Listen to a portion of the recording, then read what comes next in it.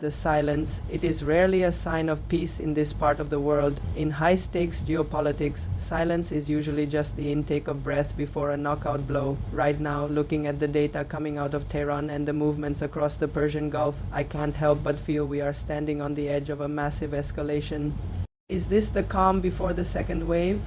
The tension is thick enough to cut with a knife, even if the streets of Tehran seem normal for now. But normal is a relative term when you're living under a blockade and a constant threat of fire. We are currently sitting in the third or fourth week of what some call a ceasefire, but the reality is that the warfare has simply shifted shapes. The kinetic strikes might have paused, but the economic strangulation is tighter than ever.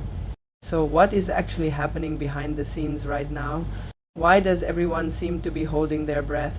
Well, if you look at the military posturing, it tells a very specific story. The United States and the Israeli regime are signaling that a second assault is imminent. Some analysts are even circling dates on the calendar, suggesting we could see a massive wave of attacks within the next few days. It makes you wonder, why now? Why is there such a rush to restart the engines of war? The answer might be simpler than it looks, and it has a lot to do with the sun and the sand. You see, the Persian Gulf is about to become an oven. By the end of May, the heat and humidity in the region become almost intolerable for anyone not used to it. If the Americans want to use the massive amounts of land equipment and troops they've moved into the region, they have to do it now. Once June and July hit, operating heavy machinery and conducting large-scale ground maneuvers becomes a logistical nightmare. It's very expensive to keep all those soldiers and that advanced equipment just sitting there in the blistering heat. So, the strategist in me sees a window closing. If they are going to strike, they'll likely do it while the markets are closed to avoid a global financial panic. But we have to ask ourselves, does this move actually make sense for the United States? They've already burned through a staggering amount of their defensive capabilities. Some reports suggest they've used up 40–50% of their missile striking power already. Others go even further, claiming 80% of their Patriot and THAAD interceptors are simply gone. If those numbers are even close to accurate, the US is leaning on a very fragile spear, yet they continue to pour billions of dollars into this buildup. It feels like a desperate roll of the dice, a final attempt to force a collapse that hasn't happened yet. The background of this conflict is rooted in a history of resilience that the West consistently fails to understand. We have to remember that Iran just finished what many are calling the 39-day Ramadan War. During that time, the US and its regional partners, specifically the monarchies in Saudi Arabia, the Emirates, Bahrain, Qatar, and Kuwait, launched a sustained assault, and yet after 40 days of fire they failed to achieve their primary objectives. Why did they fail? Because the Iranian military is built on something called mosaic defense. It is a unique structure that makes it incredibly difficult to decapitate the leadership or destroy the country's ability to fight back. It's a decentralized, hardened system that other nations will likely study for decades as a model of how to resist an empire. The Iranian people have shown a level of resilience that seems to baffle Western planners. Now, instead of admitting the military path has hit a wall, the US has pivoted to what I call sanctions on steroids. It's an all-out siege. They aren't just targeting the military. They are targeting the average person in the marketplace. The goal is to stop food, medicine, and basic supplies from reaching the people. They want to prevent Iran from selling oil to pay for these necessities. It's a starvation siege, plain and simple. But is it actually working? The reality on the ground suggests otherwise. The Iranian government is busy carving out new lifelines through its neighbors. They are doing deals with Pakistan, Afghanistan, and the nations of Central Asia.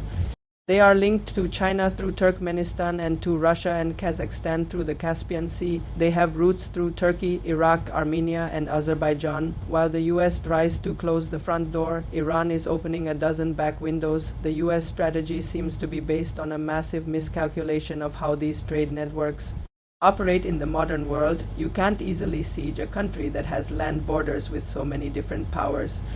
And while this is happening, the global economy is paying the price. The Strait of Hormuz remains a flashpoint, and the resulting economic crisis is growing by the day. It's quite stunning, really. Trump seems willing to sacrifice the stability of the entire world economy just to prop up the Israeli regime. Think about that for a second. The fate of billions of people in Europe, Japan, Australia, and beyond is being dictated by a conflict that most of them didn't choose. Even the allies of the US are suffering under this crisis.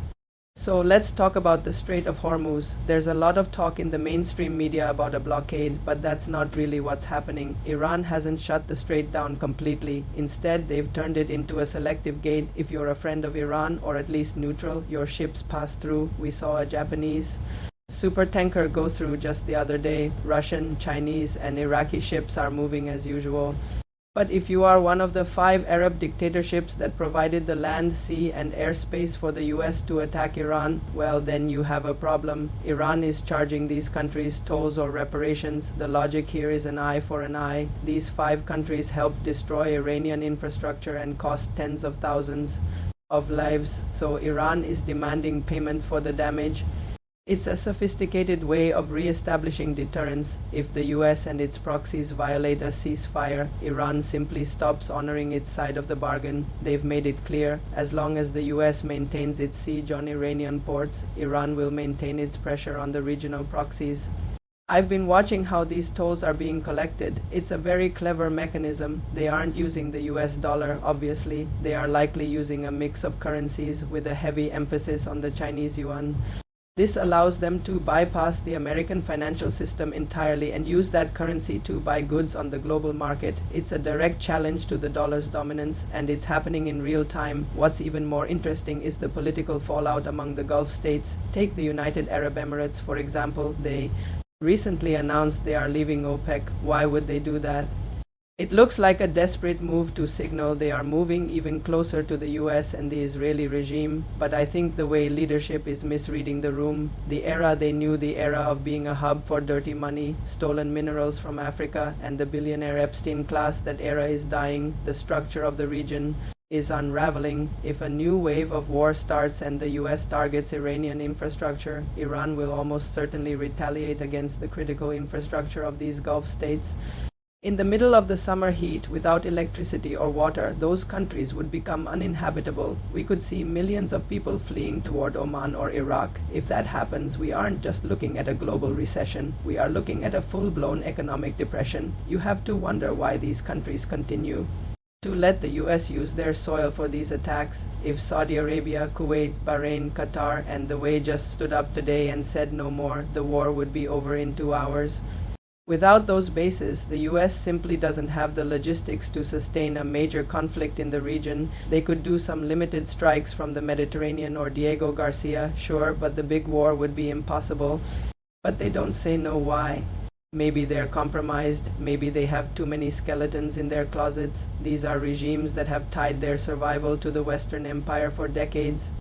Now, let's look at how Iran's negotiation strategy has shifted. This is a crucial point for anyone trying to predict the next few months. In the past, especially with the 2015 nuclear deal, Iran showed goodwill first. They implemented their side of the bargain and waited for the US to do the same. And what happened? They got cheated, first by Obama, then Trump tore up the deal entirely. The lesson has been learned. There will be no more unilateral concessions from Tehran. They've changed their approach completely. Now they demand that the other side acts first. If there's a ceasefire, the US must stop the slaughter in places like Lebanon and Gaza before Iran lifts its pressure. They are insisting on a 10-point plan that protects their sovereignty. They won't even discuss the nuclear program until the issues surrounding the war are resolved. This isn't just about being stubborn. It's about a fundamental shift in how they view the West. To them, the US views goodwill as a sign of weakness. If you show the empire a friendly face, they try to strangle you harder. So Iran has decided to stop being friendly. Some scholars argue that this is all just a transactional struggle, that it's just about who gets what, but I disagree. There is a deep ideological core to this resistance. It's an anti-colonial struggle that goes back to the 1953 coup and the 1979 revolution. The Iranians see themselves as part of a global movement of oppressed people, just like the struggle against apartheid in South Africa or the resistance in Cuba. This axis of resistance isn't a romantic idea to them. It's a matter of survival. They believe that US hegemony has only brought darkness to the region, and they are willing to endure incredible pain to end it. It's a mentality rooted in a culture of resistance that the West often ignores or dismisses. So where does this leave us? If the US launches this second wave of attacks, they are essentially making a final roll of the dice. They are hoping that one more blow will finally break the Iranian will. But if the history of the last 40 years and especially the last 40 days tells us anything, it's that this approach is destined to fail. Each escalation only seems to harden the resistance and push more of the world away from the US orbit. The real tragedy here is that the global economy is being wrecked for a war that can't be won. People all over the world are starting to realize that their own ability to feed their families is being destroyed by the strategic obsessions of a few leaders. So in my view, we aren't just witnessing a military conflict, we are witnessing a strategic shift that marks the end of an era. The sustainability of the Zionist ideology and the unchallenged power of the empire are both reaching a breaking point. The coming days will be painful, and the risks are higher than they've ever been. But the outcome seems increasingly clear to me. The empire is overextended, its proxies are vulnerable, and its primary adversary has no intention of backing down. If you look at the bigger picture, this isn't just about missiles and oil prices, it's about the birth of a new regional order where the old rules no longer apply. This isn't just a conflict, this is a strategic shift that will redefine the map of the world for the next century.